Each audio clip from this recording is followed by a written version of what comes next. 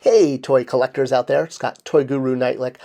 I want to talk about some of the business behind toys and apply that to a concept that's been really bothering a lot of us, and that is the price that we're paying for collectible action figures these days. I mean, honestly, head over to retail or, Amazon, and a basic 6-inch figure is running you $25 these days. And that's a bit of, well, it's a price sticker shock, but it's also an issue because we're seeing a decline in quality. So we're paying more, but we're getting less. So the Thor on the left there is the newest one, and you can see from the cape and the boots versus the previous release, way less deco.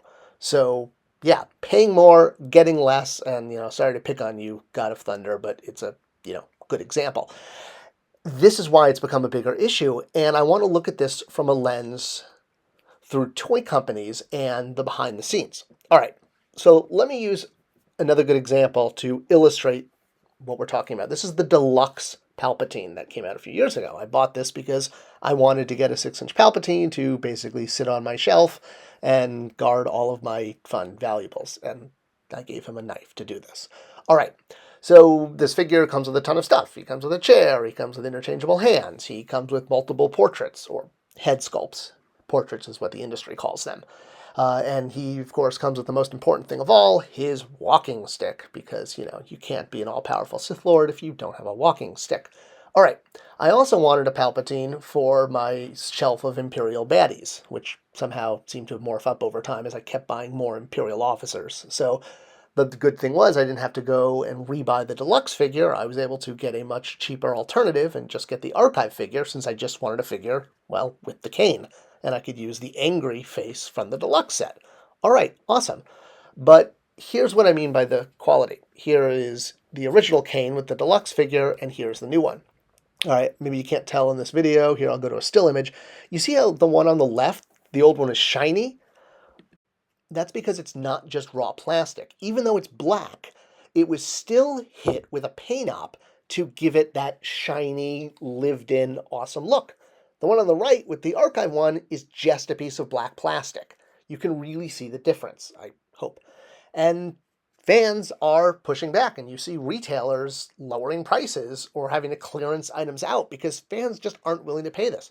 One of my favorite review sites, Jedi Temple Archives, look at any of their recent reviews, and they hit the nail on the head, talking about whether or not fans are going to want to continue to pay these really high prices, especially when for the past 30 years, Star Wars figures, action figures, have mostly been at an impulse price point, or maybe a little bit above that. Now they're getting to be a luxury. We have to, check out, and we see that price. I'm like, oh my gosh, I wasn't expecting it to be so much. All right, so let's relate this back to business terms, how I kicked this video off. And that's the concept of a customer's willingness to pay. Now, this sounds like a phrase, but it really is a concept studied in business school. I'm actually wrapping up my 4-year MBA program next semester, next year. And the concept of a customer's willingness to pay means just because you make something doesn't mean someone's going to buy it. Also, you want to charge the most amount you can to what a customer will pay without going over that. When you go over what someone's willing to pay, well, you're going to start to lose customers because there is a threshold. It's called the customer financial threshold, and companies are aware of what this is. Now, why would you produce product that's beyond this threshold? Well, formulas tell us that it has to be done if costs are not lined up with the retail price, meaning it ends up costing more than you originally anticipated when you get to the final deliverable, and now you have to find a way to get that back. Other companies look at things like, will customers pay more if things are green? So with action figures, like I said, we've been getting these for so many years and we're so used to it that seeing prices going from the impulse buy to the luxury catalog, and I know $25 doesn't feel like luxury, but this is all because, costs have gone up and tooling is still something that has to be amortized. The huge one-time cost to make the mold for a figure is extremely expensive because it has to withstand, several 100,000 times of plastic being injected into it. So finding ways to reuse this mold over and over again is why we see companies putting out so many, call it redecos, or what a lot of fans call money grabs, which honestly, yeah, I mean, it is an attempt to get, sell money, but it amortizes the tooling. So something like this, the carbonized repaints, where there's no tooling involved, or the hologram figures that were recently announced. But fans push back against us because they're like, wait a minute, these hologram figures don't even have any deco, and we've been getting hologram figures for years at regular price, meaning you're just part of the line. So when they see things like that, and yes, I know the hologram figures in this case for the Black Series have lights, it still is really testing that willingness to pay boundary. All right, so what is the solution to this if we're beyond what fans are willing to pay for a basic figure? Well, honestly, I say go deluxe and stay there. Honestly, if we can't produce a basic figure, go big or go home and just start making everything a deluxe figure.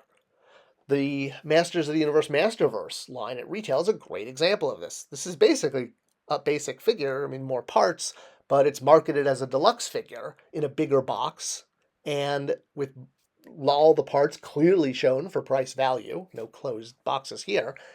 Well, this could be potentially the future where all action figures are just deluxe figures in order to hit a price point that you can include what we used to feel were the basic things.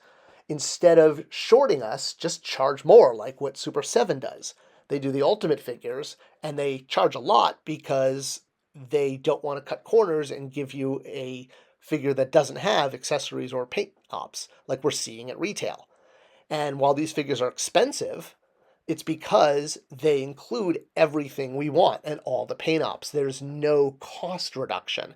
And the only way we're going to get figures without cost reduction is by going deluxe. When you have basic figures that have to sell at retail, you're not only hitting the issue of what a fan or customer is willing to pay, but we're now having to reduce the quality in order to hit that price point. And to me, that's the bigger issue. And if we're at that point, instead of going backwards and reducing deco, I say go forward and just make action figures a deluxe purchase. And that way we can include all the things we want in a one purchase and without feeling like we're getting figures that have been reduced in value and disrupt that willingness to pay factor that is a huge part of how toys and the whole category is priced out for retail. I hope you enjoyed this video and it was a good look at some of the behind-the-scenes business metrics that go into this. And what do you guys think? Would you like to see just deluxe figures going forward if that meant no more price cuts and paint op reductions? Love to know in your comments below. Thanks for watching, thanks for sharing, and I'll see you in the next video.